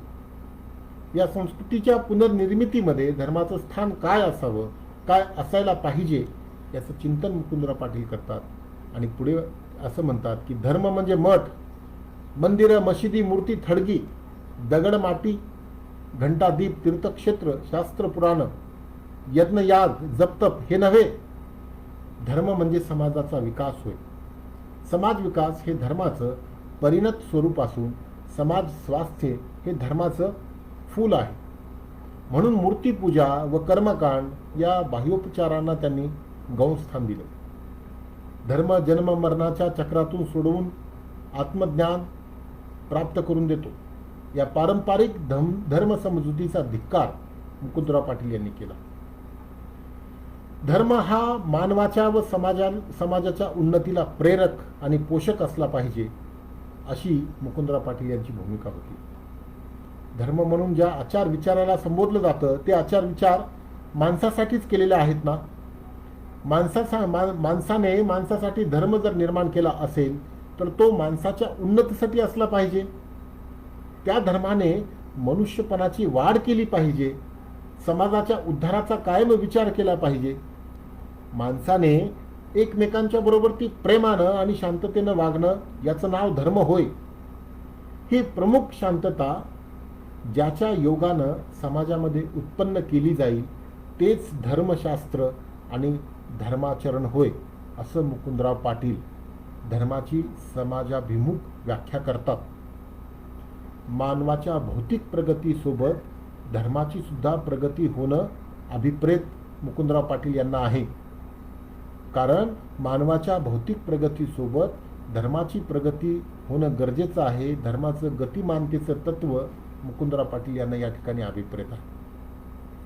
समाजाचा विकास जर करायचा असेल तर परिस्थितीनुसार विचारांच्या मध्ये परिवर्तन झालं पाहिजे. हिंदू धर्मामध्ये असलेल्या आत्मसेवा प्रधान तत्वावरती त्यांनी बोट ठेवलं. त्याच्यामध्ये असलेला स्वार्थ त्यांनी उलगडून दाखवला. ते म्हणतात, विश्वामित्रानं यज्ञाला त्रास होतो म्हणून रामाकडून अनार्याचा संहार केला, तर वशिष्ठाने कामधेनूकडून सैनिक निर्माण करून अनार्यांचा बंदोबस्त केला, परंतु त्या ऋषींनी त्यांचे अज्ञान मात्र दूर केले नाही. परंपरेनं आलेल्या धर्मावरती या पद्धतीनं मुकुंदराव पाटील हल्ला करतात. धर्माच्या सोबत या धर्मसंस्थेनं आपल्या समाजामध्ये केलेली जी विषमतापूर्वक सामाजिक विभागणी आहे त्याचंही निर्मूलन करण्याचं काम मुकुंदराव पाटील यांनी या कालखंडामध्ये आपल्या विचारांच्या आणि कृतीच्या माध्यमातून केलेलं दिसतं. देशाच्या स्वातंत्र्यासाठी जागृती करणारे अनेक लोक वेगवेगळ्या प्रकारच्या भूमिका घेत होते. त्याच्यामध्ये पंडित मदन मोहन मालवीय असोत किंवा आचार्य वल्लभाचार्य. 1931च्या दरम्यान पुणे या ठिकाणी एक जाहीर सभा झाली आणि या जाहीर सभेमध्ये आचार्य वल्लभाचार्य यांचं भाषण झालं. त्यांनी आपल्या भाषणातून जातीभेद पाळणं, वर्णाश्रम पाळणं हे राष्ट्रीयदृष्ट्या अत्यंत आवश्यक आहे. अस्पृश्य आमचे आहेत, पण त्यांनी समाजात कर्मरूपानं भिन्न भिन्न राहिलं पाहिजे. देहाच्या स्वार्थासाठी प्रत्येक अवयवाने आपापले कर्म करीत राहणे आवश्यक आहे, अशा प्रकारचा विचार व्यक्त केलेला होता. या विचारामध्ये असलेली संकुचित वृत्ती याच्यावरती मुकुंदराव पाटील कोरडे ओढतात आणि म्हणतात की अस्पृश्यांच्या डोळ्यांना वल्लभाचार्यांच्या डोळ्याप्रमाणे वेदांची अक्षरे ओळखण्याचे सामर्थ्य आहे. त्यांचे हात आचार्यांच्या हाताप्रमाणे लेखणी धरण्यास समर्थ आहेत. त्यांची जिव्हा आचार्यांच्या जिभेप्रमाणे संस्कृतचा उच्चार करू शकते. तेव्हा ईश्वराने दोघांनाही समान धर्म दिले असताना केवळ काही लोकांनी आपल्या स्वार्थासाठी निर्माण केलेल्या उच्च नीचत्वाच्या धार्मिक कल्पनांमुळे त्यांना वेगळे मानणे हा अधर्म आहे. मुकुंदराव पाटील यांची भूमिका या ठिकाणी आपल्याला दिसते. सर्वांना समान संधी आणि समान अधिकार आहेत हेच मुकुंदराव पाटील या ठिकाणी दाखवून देतात. हिंदू धर्मामध्ये असलेल्या चातुर्वर्ण्याधिष्ठित समाज रचनेमुळं या कालखंडामध्ये वर्षानुवर्ष अस्पृश्य समाज उपेक्षित झालेला होता. त्याच्यामध्ये त्याचा काहीही अपराध नसताना अत्यंत हालाखीचं जीवन जगणं त्याला भाग पडलेलं होतं. अशा अस्पृश्य समाजावरील अन्यायाच्या विरुद्ध मुकुंदराव पाटील यांनी आपली लेखणी उचलली. शूद्रानं जर वेदमंत्र ऐकले तर त्याचे कान किंवा शिस किंवा लाख ओतून बंद करावेत, आणि शूद्र जर वेदमंत्र तोंडाने म्हणेल तर त्याची जीभ कापून टाकावी. तो वेदमंत्राचा अभ्यास करू लागला तर त्याच्या शरीराचे 2 तुकडे करावेत. अशा प्रकारचं विश्लेषण असणारा धर्मग्रंथ कोणत्या प्रकारची समानता प्रस्थापित करतो? जन्मता कोणीही श्रेष्ठ नाही, सर्व मनुष्याला समान हक्क आहेत. जातीवरून श्रेष्ठ कनिष्ठ मानणं हे अयोग्य आहे. देव सर्वांच्या मालकीचा आहे, अशी स्पष्ट भूमिका मुकुंदराव पाटील घेतात आणि समान संधी व समानतेवरती भर देतात. आपल्या या पृथ्वीच्या पाठीवर कोठेही नाहीत असे विलक्षण जातीभेद असल्यामुळे धार्मिक, सामाजिक आणि राजकीय जीवनामध्ये ऐक्य निर्माण होऊ शकलं नाही, असं मुकुंदराव पाटील यांचं स्पष्ट मत होतं. कोणतीही जात जन्मता श्रेष्ठ किंवा नीच नाही. जातीवरून किंवा जन्मावरून मनुष्यास श्रेष्ठ कनिष्ठ ठरवणं सृष्टिक्रमास सोडून आहे. मूल ज्या परिस्थितीमध्ये वाढतं त्याच परिस्थितीच्या संस्कारानुसार त्याचे गुणावगुण विकास पावत असतात. त्याचप्रमाणे जातीवरून मनुष्याची श्रेष्ठ कनिष्ठता ठरत नसते, तर त्याच्या सभोवतालच्या परिस्थितीच्या संस्कारातून ती ठरत असते, असा विचार मुकुंदराव पाटील यांनी व्यक्त केला. कनिष्ठ प्रतीच्या लोकांना श्रेष्ठ प्रतीच्या लोकांनी नीच ठरविण्याचा त्यांना कुठल्याही प्रकारचा अधिकार नाही, आणि आपल्या श्रेष्ठ वर्णाची शेखी जर ते मिरवत असतील तर या बेलगामय श्रेष्ठाचा कान धरून त्यांना आम्ही कनिष्ठ का व तू श्रेष्ठ का या प्रश्नाचा खुलासा विचारण्याचा अधिकार खालच्या जाती जन्मलेल्या प्रत्येक समंजस मनुष्यास आहे. असा अन्यायाविरुद्ध संघर्ष करण्याचा हक्क सामान्य माणसाच्या मनात मुकुंदराव पाटील यांनी प्रज्वलित केलेला होता. या कालखंडामध्ये महात्मा गांधी यांनी अस्पृश्यता निवारण मोहीम सुरू केलेली तेव्हा कर्मठ आणि सनातनी लोकांनी त्यांचं वागणं अधर्माचं वाटू लागले. हिंदू धर्म संपुष्टात आल्याचा आक्रोश त्या कालखंडामध्ये होऊ लागला. त्यावेळी सनातनी धर्मावरती प्रहार करत असताना मुकुंदराव पाटील यांनी स्पष्ट म्हटलं की हिंदू धर्माचा प्राण महार मांगाच्या विटाळावरच तग धरून आहे. म्हणजे आम्ही धर्म आणि धर्म म्हणजे आम्ही म्हणजे धर्म आणि धर्म म्हणजे आम्ही ही मनुशाही ते सनातनी गाजवू पाहत आहेत. ग्रंथातील वचनाच्या आधारे अस्पृश्यता पाळणे आवश्यक ठरते असे मानणाऱ्या सनातन्यांनी त्यांचे धर्मग्रंथ घेऊन नाचावे. फासे पारध्यांच्या शास्त्रातील आधार हरणांनी वैद्य मानण्याची आवश्यकता नसते. धर्मशास्त्रातील अक्षरे अस्पृश्यांच्या कानावरती जाऊ नयेत म्हणून जाणीवपूर्वक दक्षता घेतली असताना त्या शास्त्रातील आधार त्यांच्या कानावर घालण्याचा अट्टाहास केला कशासाठी जातो? या सनातन धर्मातील विसंगतीवरती मुकुंदराव पाटील यांनी प्रकाश टाकलेला आपल्याला दिसतो. अस्पृश्यांनी या धर्मशास्त्रातील तत्व प्रमाण मानण्याची अजिबात गरज नाही याची जाणीवही ते करून देतात. एखाद्या अस्पृश्याच्या वस्त्राचा थोडा जरी वारा लागला तरी आमचा आत्मा विझून जातो. माणसाच्या हातातील सुगंधी उत्पत्तीची लहानशी ठिणगी जरी आमच्या वस्त्राला लागली तरी आत्मा जळून जातो. अस्पृश्यांच्या हातातल्या भांड्यातून पाण्याचा एक थेंब जरी आमच्या तोंडावरती पडला तर आमचा आत्मा बुडून जातो. त्याच्या तरणोपायासाठी आज आम्हास धर्मबदवर्धक शेणमूत्राचा शुद्धीपाक चाटावा लागत आहे.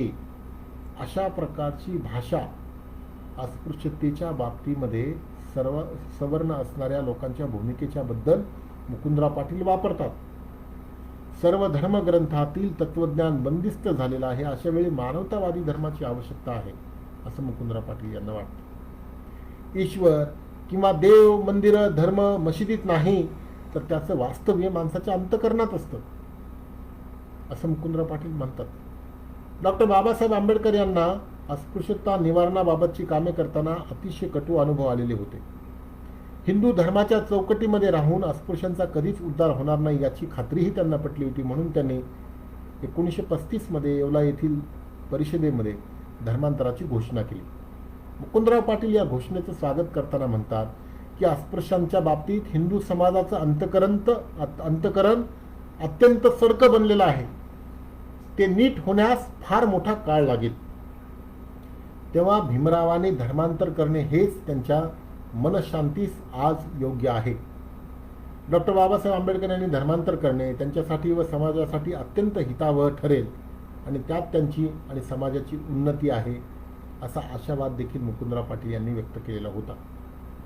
डॉक्टर बाबासाहेब आंबेडकरांच्या धर्मांतराच्या घोषणेच्या नंतर त्या काळातल्या केसरी या वर्तमानपत्रानं एक लेख लिहिलेला होता आणि त्यामध्ये डॉक्टर बाबासाहेब आंबेडकर धर्माचा लिलाव पुकारत आहेत, भयंकर अधर्म करत आहेत असा आक्रोश केला. मुकुंदराव पाटील यांनी आंबेडकरांची बाजू घेतली आणि केसरीकरांना प्रतिप्रश्न केला की हा लिलाव सर्वस्वी योग्य असाच आहे, यात अधर्म नाही. ज्यांच्या धर्माच्या तिजोरीत भरपूर द्रव्य आहे त्यांनी या लिलावात 3 वार करून लिलाव घ्यावा असा उघडा आणि रोकडा सवाल डॉक्टर बाबासाहेब आंबेडकर यांनी सर्वांना केला. या चुकले कुणाचे? तो माल आपल्या मालकीचा झाला तर आपल्या वैभवात भरत पडेल असे मनास पटत आहे, पण त्यांच्याजवळ तो विकत घेण्यासाठी फुटकी कवडीही नाही. बरे, घरात पुरून पडलेले वडिलोपार्जित द्रव्य उकरून बाहेर काढावे तर त्यावर इतका गंज चढलेला आहे की त्याला कोणीही हात धरीत नाही आणि दुसऱ्याची 3 वार करून माल उचलून नेण्याचे दृश्य त्यांना पाहवत सुद्धा नाही. अशा प्रकारे हिंदू धर्माची अवस्था झाली असून धर्मांतराच्या प्रश्नात त्या धर्माची अवस्था अशी अवघड झाली आहे ही वस्तुस्थिती मुकुंदराव पाटील या निमित्ताने मांडतात. मुकुंदराव पाटील यांनी जातीयतेच्या विषयी, जाती अंताच्या बाबतीतली भूमिकेच्या विषयी देखील आपले विचार दिनमित्रमधून मांडलेले दिसतात. मुकुंदराव पाटील यांच्या ही जातीयता एक अखंड संस्था नाही तर चिखलाचे थरावर थर बसावेत अशा प्रकारचं तिचं रूप आहे. एकावरती एक माडकी रचलेल्या उतरंडीप्रमाणे तिची जडणघडण झालेली आहे. एकाच्या खांद्यावर दुसरा अशा सर्कशीतील माणसाच्या दीपमाळेप्रमाणे हिची उभारणी झालेली आहे. ही जातीयता जर मोडायची असेल तर वरच्या मडक्यास मोठी आपटी बसणं स्वाभाविक आहे. या जातीद्वेष नाही. जुन्या सनातनी मूर्तींना नवीन रूप द्यावयाचं जर म्हटलं तर जुन्या रूपाची मोडतोड करून त्यास मुशीत घालून त्याचा रस केला पाहिजे, तरच त्याला नवा आकार येईल. मनुष्याची श्रेष्ठ कनिष्ठता जन्मावरून नाही तर त्याच्या सभोवतालच्या वातावरणातून ठरते, संस्कारातून ठरते असं मुकुंदराव पाटील स्पष्ट बजावतात. आपल्या दिनमित्राच्या माध्यमातून मुकुंदराव पाटील यांनी बहुआयामी प्रबोधनाची भूमिका घेतलेली होती. शेती, शेतकऱ्याचं कार्य, शेती प्रश्नांची मीमांसा या सर्व गोष्टींना मुकुंदराव पाटील यांनी हात घातलेला होता.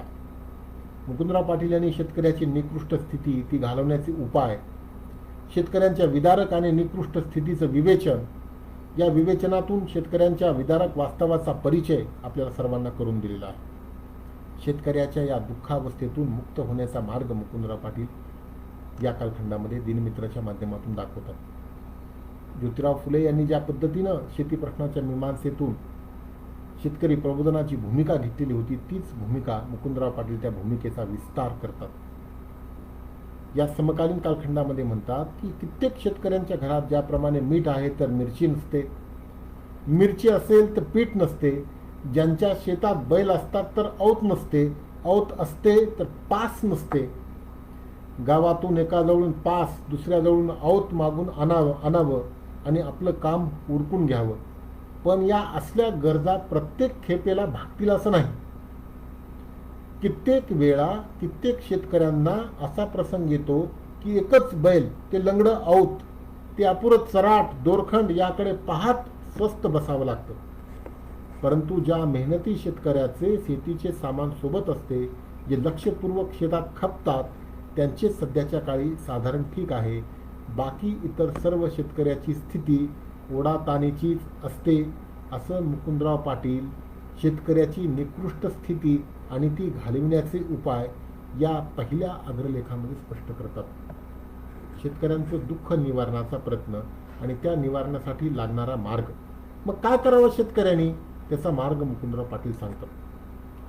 आपल्या अंगातला आळस, गळ्यातील वडिलांच्या चालीचे लोडणे, पायातील रूढींचा खोडा या असल्या अडकाट्या बाजूला सारल्या पाहिजे.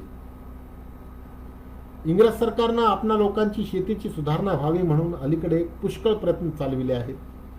त्यावर शेतकरी संबंधीची ज्या चांगली माहिती आहे अशा मनुष्यास पगारी नोकर ठेवून शेतकऱ्यास शेतीचं ज्ञान पाजण्याच्या जणू जागोजागी ज्ञानपोया घातलेल्या आहेत. त्याचा उपयोग करून घेऊन आपली शेती सुधारावी असं मुकुंदराव पाटील म्हणतात. शेतकऱ्यांनी शेतीच्या प्रदर्शनास भेट द्यावी. अशा ठिकाणी ठिकठिकाणचे शेतकरी शेतीचे हत्यारे, शेतीत उत्पन्न होणारा पदार्थ इत्यादी येत असतात.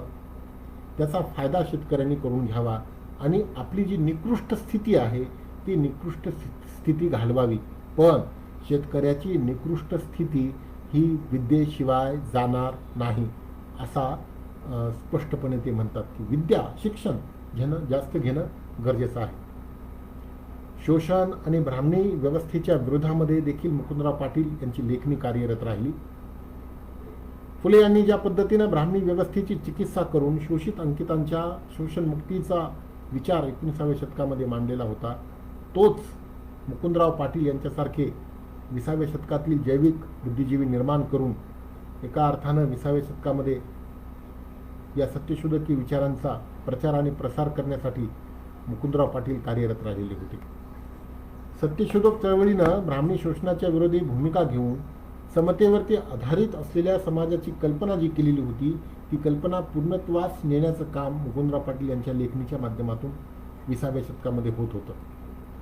ज्या पद्धतीनं समकालीन कालखंडातल्या शोषण संस्थांवरती फुले यांनी हल्ला चढवला होता त्याच पद्धतीचा जोरदार हल्ला मुकुंदराव पाटील चढवतात. जाती व्यवस्था विषमतेच्या विरोधात तर ते होतेच, परंतु स्वतः तरवडी यासारख्या गावामध्ये त्यांनी जातीभेद नष्ट व्हावा म्हणून अनेक योजना आखलेल्या होत्या. तरवडीसारख्या ग्रामीण भागातून त्यांनी वर्तमानपत्र चालवलं. हे एक आश्चर्यच होतं एका अर्थाने, अजूनही आहे की इतकं वर्ष शेतकऱ्याचे प्रतिनिधी म्हणून आणि शेतकऱ्याच्या भूमिकेला ते जागतिक प्रश्नांच्या बरोबरती जोडून त्याचं विश्लेषण करतात. आपल्या गावामध्ये, तरवडी नावाच्या गावामध्ये अनेक कार्यक्रम त्यांनी घडवून आणले. म्हणजे सहभोजन करणं, गावातील कोणताही कार्यक्रम असो, लग्न समारंभ असो, गावातील सर्व जाती धर्माचे लोक एकत्रित येणं असो, एकत्रित जेवण करणं असो, दलित सवर्ण समाजाला एकत्रित आणण्याचं श्रेय त्या काळात मुकुंदराव पाटील यांना जातं. ते प्रत्यक्ष कृतीशील विचार करणारे तत्वचिंतक होते. शेठजी आणि भटजी ग्रामस्थांना कशा पद्धतीनं त्यांचं शोषण करतात, त्यांना वेळोवेळी कशा पद्धतीनं नाडतात, शेत जमिनी घरं कशा पद्धतीनं बळकावतात, धार्मिक विधी, लग्न, पूजा अर्चा यांच्या माध्यमातून त्यांची लूट कशी करतात, हे मुकुंदराव पाटील यांनी बरोबर ओळखलेलं होतं.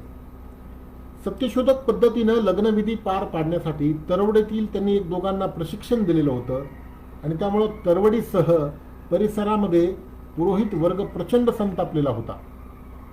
काही पुरोहितांनी तर लग्न न लावू देण्याबद्दल न्यायालयामध्ये धावही घेतलेली होती. 19व्या शतकात हे प्रकरण घडले होते. आणि दक्षिणा आम्हाला मिळाली पाहिजे, तो पुरोहिताचा अधिकार आहे, अशा भूमिकाही घेतलेल्या होत्या. परंतु याचा काही उपयोग झाला नाही. मुकुंदराव पाटील यांनी खंबीरपणे या समस्यांना तोंड दिलं. लग्नासारख्या विधी ब्राह्मणाच्या हातून करण्याची गरज नाही असं मुकुंदराव पाटील यांनी आपल्या दिनमित्रातून, व्याख्यानातून समाजाला सांगितलं. त्याचा एक परिणाम त्या कालखंडातल्या समाजावरती झाला आणि हा समाज समतेच्या बाजूने निर्भीडपणे उभा देखील राहिला. या सगळ्या पार्श्वभूमीवरती विचार करत असताना मुकुंदराव पाटील यांनी सगळ्या विषयाला हात घालून त्याचा अभ्यास करून त्याचं विश्लेषण करण्याचं अत्यंत प्रभावी असं काम केलेलं होतं. वर्णव्यवस्था, जातीव्यवस्था, त्याचं वर्तमानातील स्थान याच्यावरतीही मुकुंदराव पाटील भाष्य करतात. मुकुंदराव म्हणतात, ऋग्वेदामध्ये पुरुष सूक्तानुसार चातुर्वर्ण्य व्यवस्था आणि प्रत्येक वर्णाच्या निर्मितीची प्रक्रिया हिंदू धर्मामध्ये मानली गेलेली होती. ती समाजाने आणि पुरोहित वर्गाने स्वीकारली आणि त्याचा परिणाम म्हणजे समाजामध्ये विषमतेचं बीज रोवलं गेलं. ब्रह्म्याच्या मुखातून, बाहूतून, मांड्यातून आणि पायातून अनुक्रमे ब्राह्मण, क्षत्रिय, वैश्य आणि शूद्र यांची निर्मिती झाली.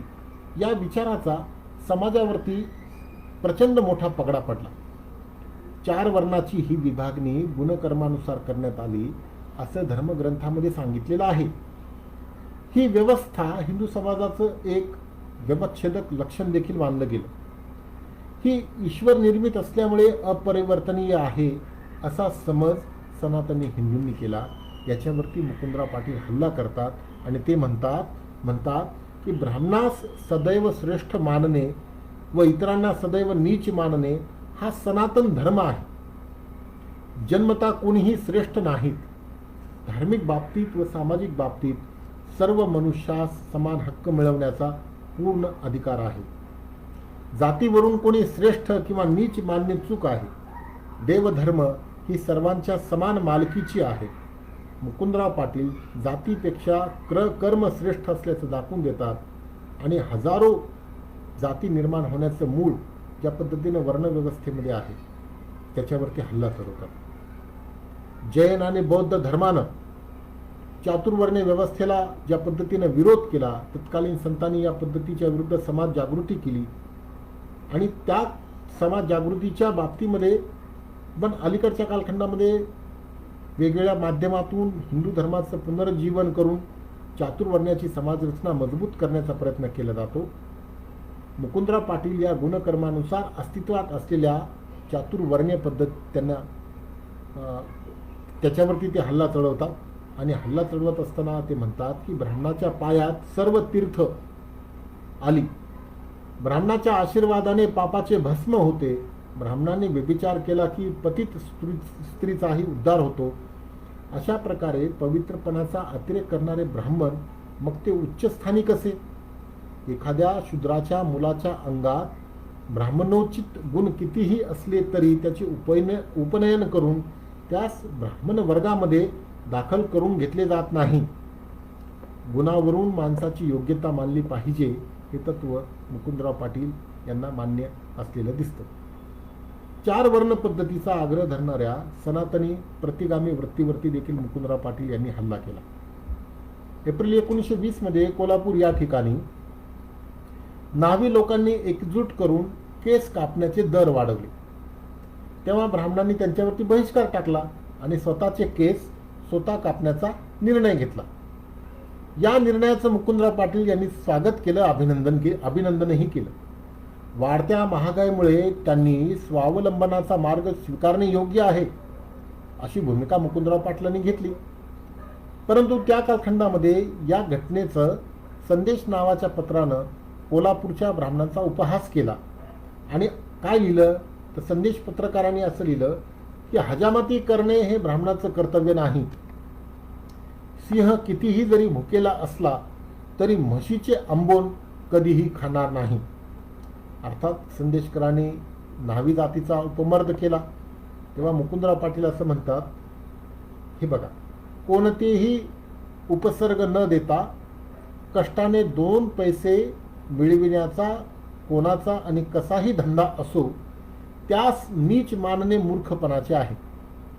कोल्हापूरच्या ब्राह्मणांनी न्हाव्यास नीच न ठरवता स्वतः हजामतीचा धंदा करून न्हावी आपल्या बरोबरीचे आहेत असे सिद्ध करून दिले असते तर त्याबद्दल सर्व न्हाव्यांनी सोन्याच्या वस्त्र्यावर ब्राह्मणास सुंदर मानपत्र अर्पण करणे योग्य ठरले असते अशी भूमिका मुकुंदराव पाटील घेतात. समकालीन कालखंडामध्ये अनेक विचार या कालखंडामध्ये अस्तित्वात आलेले आपल्याला दिसतात. आपल्याकडे वेळेची पण मर्यादा आहे. आपल्याला संयोजकांनी जो वेळ दिलेला आहे त्या वेळेमध्ये या सगळ्या गोष्टी मांडणं गरजेचं आहे. असं जरी असलं तरी सत्यशोधक चळवळीच्या माध्यमातून मुकुंदराव पाटील यांनी 1910 ते 1967 म्हणजे मृत्यूपर्यंत या दरम्यानच्या कालखंडामध्ये सत्यशोधक चळवळीचा विचार जो होता त्या विचाराच्या माध्यमातून समाज प्रबोधनाचं जे काम होतं ते काम केलेलं होतं. दिनमित्र या वर्तमानपत्रातील 80% मजकूर हा सामाजिक विषयाशी संबंधित असलेला दिसतो. पहिल्या अंकापासून मुकुंदराव पाटील यांनी समाज प्रबोधनाची भूमिका घेतली. समाजातील अन्याय, भ्रष्टाचार, अत्याचाराला कंटाळलेल्या जनतेला न्याय मिळवून देण्याची आपली भूमिका मुकुंदराव पाटील यांनी दिनमित्रमधून स्पष्ट केलेली होती. समाजामध्ये शांतता नांदण्यासाठी या वर्तमानपत्राच्या माध्यमातून प्रयत्न करण्याची आणि समाजातील अंधश्रद्धा, वाईट चालीरीतीवरती प्रहार करून शहाणं करण्याची भूमिका मुकुंदराव पाटील यांनी मांडलेली होती. मुकुंदराव पाटील यांच्या दिनमित्र नावाच्या साप्ताहिकाच्या माध्यमातून समाजाचं प्रबोधन व्हावं म्हणून वेगवेगळे प्रबोधनाचे फॉर्म्स मुकुंदराव पाटील यांनी वापरले. कथा, कादंबरी, नाटक, निबंध हे ते प्रकार. या प्रकाराच्या हाताळण्यातून मुकुंदराव पाटील हे चतुरस्त्र लेखक आहेत हे एका अर्थाने सिद्ध झालेलं आहे. 2900 अग्रलेख आतापर्यंत प्रकाशित झालेले आहेत. हे सर्व अग्रलेख तरवडे या ठिकाणी तिथल्या अभिलेखागारामध्ये जीर्ण अवस्थेमध्ये असताना या अग्रलेखाचं पुन्हा प्रकाशन करून ती छापण्याची जबाबदारी पुण्यातील सायन पब्लिकेशनने घेतली आणि मुकुंदराव पाटील यांच्या अग्रलेखाचे एकूण 10 खंड डॉक्टर नागनाथ कोतापल्ले सर यांच्या दीर्घ प्रस्तावनेसह प्रकाशित केलेले आहेत. मुकुंदराव पाटील विचार किरण महाराष्ट्राच्या सामाजिक इतिहासाचा दस्तऐवज म्हणून ती मागच्या 1 जानेवारी 2021ला प्रकाशित झालेली आहे. ज्यामध्ये दिनमित्रमधील वेगवेगळ्या विषयाला वाहिलेले अग्रलेख, या अग्रलेखामधील सामाजिक राजकीय विषयांवरील अग्रलेख प्रकाशित झालेले आहेत. आता मुद्दा निर्माण होतो तो असा की 2023 मध्ये सत्यशोधक समाजाला 150 वर्ष पूर्ण होत आहेत. 19व्या शतकापासून 21व्या शतकापर्यंत या 150 वर्षामध्ये हजारो कार्यकर्ते होऊन गेले. परंतु या हजारो कार्यकर्त्यांनी सत्यशोधक समाजाचा स्थापनेपासून आजपर्यंतचा इतिहास समग्रपणे लिहिण्याचं धैर्य कुणीही दाखवलेलं स्पष्टपणे दिसत नाही. ते धैर्य प्राध्यापक G.A. उगले सर यांनी दाखवलेलं आहे. 1000पेक्षा जास्त पानांचा सत्यशोधक समाजाचा इतिहास सरांनी लिहिलेला आहे. काही काळाने तो निश्चितपणे प्रकाशित होईल. येणाऱ्या पिढ्यांसाठी तो नक्कीच उपयुक्त ठरेल. आणि अनेक वेळेला मुकुंदराव पाटील यांनीही सत्यशोधक समाजाचा इतिहास लिहिण्याचा प्रयत्न आणि घोषणा केलेल्या होत्या, परंतु तो काही पूर्णत्वाला जाऊ शकला नाही. समग्रपणे सत्यशोधक चळवळीचा इतिहास 2023 मध्ये जेव्हा सत्यशोधक समाजाच्या स्थापनेला 150 वर्ष पूर्ण होतील तेव्हा आपण एक आशा या पद्धतीची करू की सत्यशोधक समाजाला अपेक्षित असलेला समाज मन उभं राहू शकेल. शोषित अंकिताच्या उत्थानासाठी महात्मा फुले यांनी सत्यशोधक समाजाची स्थापना करून जी आत्मभानाची आणि स्वाभिमानाची ऊर्जा उत्पन्न केलेली होती, बदलता काळ, वेळ, परिस्थितीनुसार या तत्वप्रणालीमध्ये कार्यक्रमामध्ये बदल करणं देखील गरजेचं होतं. तो अचूकपणा मुकुंदराव पाटील यांनी हेरलेला होता आणि त्याच्यामध्ये देखील मुकुंदराव पाटील यांनी 1940 मध्ये मुंबई या ठिकाणी सत्यशोधक समाजाची जी परिषद झाली त्या परिषदेमध्ये बॉम्बे एज्युकेशन लीगच्या शाळेमध्ये मुकुंदराव पाटील यांच्या अध्यक्षतेखाली झालेल्या सत्यशोधक समाजाच्या तत्वप्रणालीमध्ये काही तत्वांचा समावेश केलेला होता. सर्व मनुष्य मात्रात समता आणि बंधुभाव आहे, त्यामुळे ब्राह्मण, क्षत्रिय, वैश्य, शूद्र हे वर्ण आणि सर्व जातीभेद या समाजास मान्य नाहीत. ईश्वर मनुष्य रूपानं अवतार घेत नाही, त्याची मूर्ती कल्पिता येत नाही, त्यासाठी आजची मूर्तीपूजा या समाजास मान्य नाही, ही भूमिका घेतली होती. अशा प्रकारे सत्यशोधक विचार परिषदेमध्ये विचार मांडून सत्यशोधक समाज तत्वप्रणालीला नवरूप देण्याचा प्रयत्न झालेला होता. दिनमित्र या वृत्तपत्रातून मुकुंदराव पाटील यांनी समाजातील शोषित अंकितांच्या उन्नतीसाठी प्रबोधनाचं एक महत्त्वाचं काम हाती घेतलेलं होतं. ते शेवटच्या श्वासापर्यंत त्यांनी चालवलं. मुकुंदराव पाटील यांच्या दिनमित्रमधील बहुआयामी लेखनातून त्या काळातील बहुजन समाजामध्ये एक चैतन्याची ऊर्जा निर्माण झाली, समाज परिवर्तनाची लाट निर्माण झाली. आपल्या लिखाणातून मुकुंदराव पाटील यांनी अनेक विषयावरती चिंतन व्यक्त केलं. कर्मवीर भाऊराव पाटील यांनी मुकुंदराव पाटील यांच्या लेखांचा गौरव करत असताना असं म्हटलं की दलितांच्या आणि उपेक्षितांच्या उद्धाराची आणि सर्वांगीण कल्याणाची जिवंत आणि जातीवंत तळमळ मुकुंदराव पाटील यांच्या लेखातून प्रकर्षाने दिसते. एका अर्थानं मुकुंदराव पाटील हे एक जैविक बुद्धिजीवी विचारवंत समाज चिंतक आणि बहुजन क्रांतीचे उद्गाती ठरतात. स्वातंत्र्योत्तर भारतामध्ये देश उभारणीच्या या आशावादामुळे सत्ताप्राप्तीच्या धुमसचक्रीमध्ये सत्यशोधकी विवेक दुर्लक्षित होत गेलेला दिसतो. त्याचे दुर्गामी परिणाम महाराष्ट्रात झाले, देशात झाले. भांडवली विकासाला प्राधान्य देत असताना सामाजिक वैचारिक क्रांतीचं भान मागं पडलं. ब्राह्मणी भांडवलशाहीच्या भरधाव रथाखाली शेतकरी दलित शोषितांचे हितसंबंध तोडवण्यात येऊ लागले. फुले, शाहू, आंबेडकर यांच्या विचारांनी जागवलेली समाजशक्ती जाती उन्नतीच्या मार्गाने सत्ता प्राप्तीचं आणि आधुनिकतेचं ध्येय प्राप्त करू लागल्यामुळं सत्यशोधकी विचारांची, विवेकाची क्रांतीमूलकता काही प्रमाणामध्ये मागे पडलेली दिसते. ब्राह्मणेतर चळवळीची आणि दलित चळवळीची लोकशाहीकरणाची शक्ती ही मंदावत गेल्यामुळं सहकारी चळवळीला घराणेशाहीनं आणि भ्रष्टाचारानं व्यापलं. राजकारणाचे क्षेत्र हे मुठभर घराण्यांच्या मक्तेदारीचे बनत गेले. परिणामी भांडवली हितसंबंधाची सरशी झाली. अशा या स्थितीमध्ये मुकुंदराव पाटील यांच्या दिनमित्रमधील अग्रलेखातील धगधगता सत्यशोधकी विवेक शतकानंतरही समाजाला परिवर्तनाच्या मार्गावरती आणू शकतो. बदललेल्या काळातील समस्यांचा सामना करण्याची विचारशक्ती जागवू शकतो आणि महाराष्ट्रातील जात्यांतक समाजक्रांतीला चालना देऊ शकतो असा आशावाद मला व्यक्तिशः वाटतो. आणि या आशावादातून मुकुंदराव पाटील यांच्या विचारांचं जे सूत्र आहे ते सूत्र मी आपल्यासमोर मांडण्याचा मागच्या एक तासाभरामध्ये प्रयत्न केला. आपण सर्वांनी तो ऐकलेला असेल आणि या विचारांच्या माध्यमातून आपण मला ऐकून घेतलं त्याबद्दल मी विठ्ठलराव शिंदे महाविद्यालयाचे समाज सुधारणेचं, समाजाच्या प्रगतीसाठीचं भान असणारे प्राचार्य डॉक्टर महेंद्र कदम सर, जे स्वतः या सर्व व्याख्यानमालेचं संयोजन करतात, त्यांनी मला त्यांच्या राष्ट्रीय चर्चासत्रामध्ये मुकुंदराव पाटील आधुनिक महाराष्ट्राचे शिल्पकार या विषयावरील व्याख्यानाचं निमंत्रण दिलं आणि या निमंत्रणाचा दिल्याबद्दल मी त्यांचे आभार व्यक्त करतो आणि या ठिकाणी थांबतो. धन्यवाद.